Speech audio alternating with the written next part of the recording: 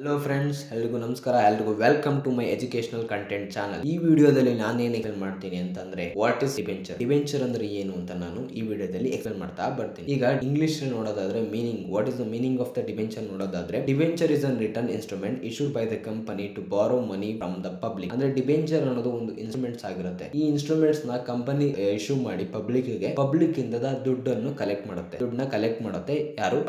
Company ಅನ್ನೋದು public ಇಂದ ದುಡ್ಡನ್ನ ಕಲೆಕ್ಟ್ ಮಾಡುತ್ತೆ. ಈಗ ಇಲ್ಲಿ ಡಿಬೆಂಚರ್ಸ್ ನ ಇಶ್ಯೂ ಮಾಡುವಂತ ಕಂಪನಿ ಏನಾಗಿದೆಯಲ್ಲ, ಅದು ಪಬ್ಲಿಕ್ ಇಂದ ಸಾಲ ತಗೋತಾ ಇದೆ.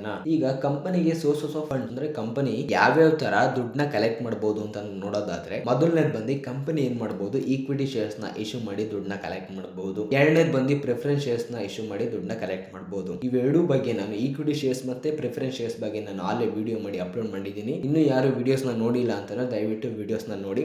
ನೆಕ್ಸ್ಟ್ ಯಾವ ಸೋರ್ಸಸ್ ಆಫ್ ಫಿನಾನ್ಸ್ ನ ಯೂಸ್ ಮಾಡಬಹುದು, ಕಂಪನಿ ಯಾವ್ದನ್ನ ಯೂಸ್ ಮಾಡಬಹುದು ಅಂತಂದ್ರೆ ಡಿಬೆಂಚರ್ಸ್. ಮೂರನೇದು ಬರೋದೇ ಡಿಬೆಂಚರ್ ನ ಇಶ್ಯೂ ಮಾಡಿ ಕಂಪನಿ ಏನ್ ಮಾಡಬಹುದು, ದುಡ್ಡನ್ನ ಕಲೆಕ್ಟ್ ಮಾಡಬಹುದು. ನಾಲ್ಕನೇದು ಬಂದು ಬ್ಯಾಂಕ್ ಇಂದ ಲೋನ್ ತಗೊಳ್ಳೋದು, ಅಂದ್ರೆ ಬ್ಯಾಂಕ್ ಲೋನ್ ನ ತಗೊಂಡು ಕಂಪನಿ ಏನ್ ಮಾಡಬಹುದು, ದುಡ್ಡನ್ನ ರಿಸೀವ್ ಮಾಡಬಹುದು. ಇದೆಲ್ಲ ಕಂಪನಿ ಏನ್ ಮಾಡಬಹುದು, ದುಡ್ಡನ್ನೆಲ್ಲ ರಿಸೀವ್ ಮಾಡಬಹುದು. ಯಾವ್ಯಾವ ಸೋರ್ಸಸ್ ಅಲ್ಲಿ ಕಂಪನಿ ದುಡ್ಡನ್ನ ರಿಸೀವ್ ಮಾಡಬಹುದು ಅಂತ. ಈಗ ವೈ ಕಂಪನಿ ರಿಕ್ವೈರ್ಡ್ ಫಂಡ್, ಎಂತಕ್ ಬೇಕು ಕಂಪನಿಗೆ ಫಂಡ್ಸ್? ಮೊದಲನೇ ರೀಸನ್ ಬಂದು ಒಂದು ಎಕ್ಸ್ಪೆನ್ಷನ್ ಮಾಡೋದಕ್ಕೆ, ಬಿಸ್ನೆಸ್ ನ ಎಕ್ಸ್ಪೆಂಡ್ ಮಾಡೋದಕ್ಕೋಸ್ಕರ ಕಂಪನಿಗೆ ಫಂಡ್ ಬೇಕು. ಇಲ್ಲ ಬಿಲ್ಡಿಂಗ್ ಕಟ್ಟೋದಕ್ಕೋಸ್ಕರ, ಇನ್ನೊಂದು ಫ್ರಾಂಚೈಸಿನ ಓಪನ್ ಮಾಡೋದಕ್ಕೋಸ್ಕರ ಕಂಪನಿಗೆ ದುಡ್ಡು ಬೇಕು. ಮೂರನೇದು ಬಿಸ್ನೆಸ್ ನೀಡ್ಸ್ ಗೋಸ್ಕರ, ಏನು ಬಿಸ್ನೆಸ್ ಗೆ ನೀಡ್ಸ್ ಗೋಸ್ಕರ ಕಂಪನಿಗೆ ದುಡ್ಡು ಬೇಕು. ಇಷ್ಟ ಆಗಿದೆ. ನೆಕ್ಸ್ಟ್ ಇದು ಡಿಬೆಂಚರ್ಸ್ ಆಗಿದೆ. ಈ ಡಿಬೆಂಚರ್ಸ್ ಟೈಪ್ಸ್ ಹಲವು ಇದೆ. ಆ ಟೈಪ್ಸ್ ನಾನು ನೆಕ್ಸ್ಟ್ ವಿಡಿಯೋದಲ್ಲಿ ಎಕ್ಸ್ಪ್ಲೇನ್ ಮಾಡ್ತೀನಿ. ಈ ಡಿಬೆಂಚರ್ಸ್ ಅನ್ನೋ ಕಾನ್ಸೆಪ್ಟ್ಸ್ ಏನಾದ್ರು ನಿಮ್ಗೆ ಏನಾದ್ರು ಅರ್ಥ ಆಗಿದ್ರೆ ದಯವಿಟ್ಟು ಸಬ್ಸ್ಕ್ರೈಬ್ ಮಾಡ್ಕೊಳ್ಳಿ, ಶೇರ್ ಮಾಡಿ, ಕಮೆಂಟ್ ಮಾಡಿ, ಹಾಗೆ ಲೈಕ್ ಮಾಡಿ. ಬಾಯ್ ಬಾಯ್ ಫ್ರೆಂಡ್ಸ್.